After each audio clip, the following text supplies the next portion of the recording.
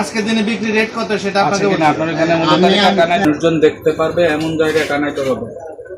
ঠিক আছে, আমি এখন বলছি, আপনি আমার কথা শুনেন, এরপর কথা বলবেন। করে কেজি বিক্রি করেন, আজকে দাম কত সেটা একটা চার্ট থাকবে, এখানে লিখে টানাবেন। কালকে যদি কোনোটার দাম কমে যায় ওইটা মুছে ওইটার কম দাম সেখানে কেজি কত সে অনুযায়ী লিখতে হবে।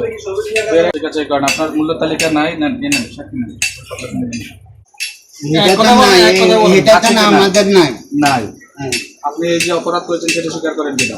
এটা তো মানে ঠিক আছে, স্বীকার করেন না, বাধ্যতামূলক করে দিয়েছে। ওই আইন যদি আপনি ভঙ্গ করেন, ওইখানে বলা আছে আপনার 6 মাসের কারাদণ্ড হবে, 50,000 টাকা অর্থদণ্ড হবে, অথবা উভয় দণ্ড হবে।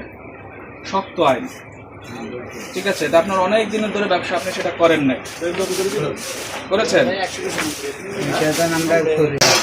করেন না, ঠিক আছে, লিখে নেবেন।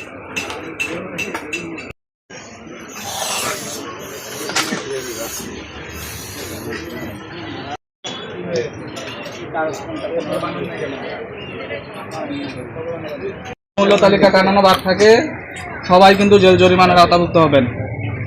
প্রত্যেকের দোকানের এমন জায়গায় টানাবেন যেটা মানুষজন দেখতে পারে, এমন জায়গায় টানাতে হবে। এটা বুঝতে পেরেছেন? জি স্যার।